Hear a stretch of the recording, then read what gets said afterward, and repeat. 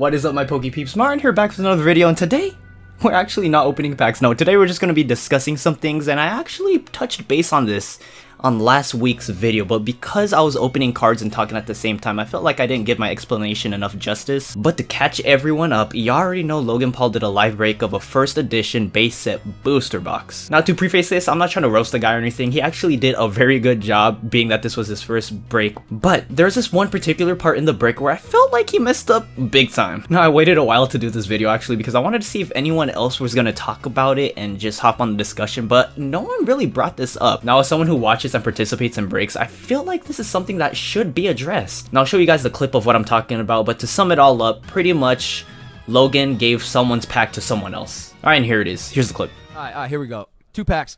Will Creasy. 2 packs. Will Creasy. We're doing another Charizard art. Whoa! Our first awesome. Here we go. This one's big.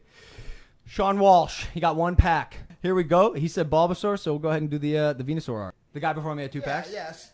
So does he get No, we'll just open another pack for it. It doesn't need to be in order. The whole thing's still randomized. It's fine. But we got a Yellow Cheeks Pikachu for Shawnee. So Will, brother, you paid for 2 packs. I only opened 1 for you. So Will would have had that pack, low key. This is awesome. And they. I feel semi bad for Sean. Because that was kind of supposed to be a pack. I mean, there's nothing. It's still randomized. Technically, the odds were all the same.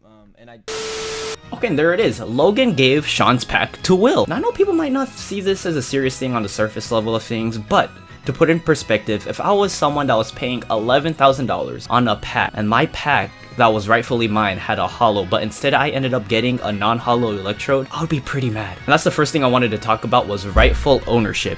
Because when they made the mistake, they're saying how, oh, everything is randomized, we shuffled the packs and whatnot. But in reality, randomization wasn't the issue here. It's who had rightful ownership of that pack. And here's a clip from Darian's Pokemon where they kind of ran into the same situation, and he explains why this is a murky issue. And this is the clip I'm talking about. I've owned a store for 10 years. I've been selling their product for 10 years. One of our employees was a world's level judge. Wait, that was only 7? Was it 7? That was only 7 packs. Why did I stop at 7? Oh, here's the other 3 packs that were sitting right here.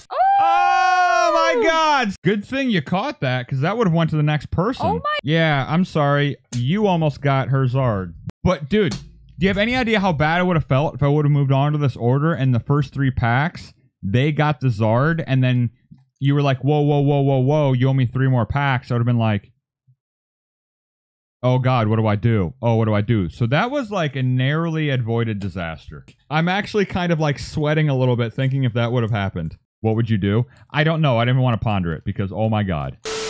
And you can see this is an issue because of the principle behind it. Like, that card should have been rightfully theirs if it wasn't for the negligence of the seller. And I guess that's just the thing with live breaks, is you get to see everything live, so you're more prone to the mistakes you make. And as a buyer too, people like to play the what if or hypothetical situations. Like, I don't know if this is just me when I'm doing live breaks, but I like to see what the person before and after me get, just to be like, oh, you know, I want to see what I would have got if I was just a little bit faster with my order, or what I would have got if I would have just purchased like a couple more packs. But, you know, just things like that. And some people in the chat were saying, oh, he paid for 1 pack and he received 1 pack, so you know, it's no big deal. Now, technically speaking, they're right, because at the end, he bought a pack, he received a pack. But again, I don't think that logic applies here because of the mechanics of how the live breaks work. Now, say you purchase 2 packs from GameStop online, and then you receive your package and you only receive 1. Now, the initial response would be to go to GameStop and pick up the other pack, and there you go, done deal, right? But because this is a live break, you get to see what the other pack was, and that kind of changes the dynamics of the 2 examples. And with Logan's situation, you could see how he messed up the order, so it was kind of negligent on his side. Now, I felt like Logan should have just been like, oh, okay, so this Chansey Holo goes to Sean, then Will, you keep the Electrode non-holo, because Will already had that holo Venusaur, so, you know, they both win. And if that wasn't the case, then I feel like Sean should have been compensated somehow. Now, I don't know what happened behind the scenes, because, you know, maybe Sean brought this up to him and maybe they resolved it, but, you know, who knows. So yeah, what do you guys think? I felt like I was kind of overthinking things because no one brought this situation up. So yeah, I just wanted to know your guys' opinion on this as well. Now, I just wanted to say this again because this was his first time doing a break, and I felt like he did a pretty good job. Like, I know some people had issues with different aspects of the breaks, like one of them being the cost of the packs, and how people are saying, oh, he was only in it for the profit and whatnot. But I feel like it wasn't too bad because look, we do the math. He bought the box for 200,000, then he sold each pack for 11,000. So that's about a net profit of what, $100,000? But then when you're buying these packs from him, you're not buying the cards themselves. And a lot of PokeTubers hopped in because, you know, they're paying for the advertisement, they're paying for the exposure. And this man has like, what, 23 million subscribers and like 300,000 live viewers watching this. So I feel like there's a lot of value within that itself. And another thing people were complaining about was the way he was handling the cards and, oh, he should have been wearing gloves to give some extra protection. But honestly, I felt like having gloves would have made things worse. Like you guys saw it, like when he was handling some cards, like I got this card as an example, but he was putting a little bit of pressure, so I gave it that slight bend.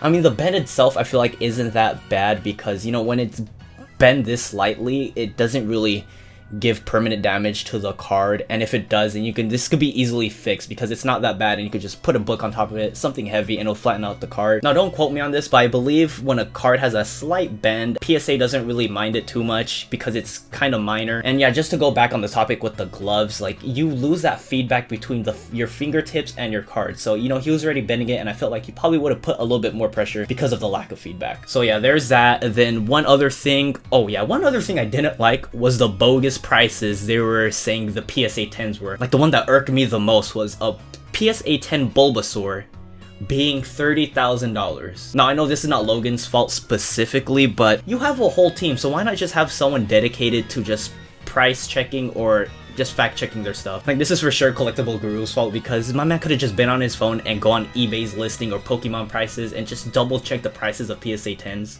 Like I don't know why he had to act like he was a know-it-all and he knew the prices on top of it. Like bro, like I know some people are gonna be leaving that stream thinking they can buy a first edition Bulbasaur ungraded, get it graded, possibly get it back a PSA 10 so they make $30,000, but no bro, that's not the case. Just fact check your stuff so you don't spread misinformation like that. And yeah, I think that's pretty much it. I went over all the talking points that I wanted to go through, so I might be doing more videos like this, you know, just more open discussion. So if you guys like the concept of this video or the format of this video, just go ahead and leave in the comments. And yeah, I guess I'll be seeing y'all in the next video, right? Peace.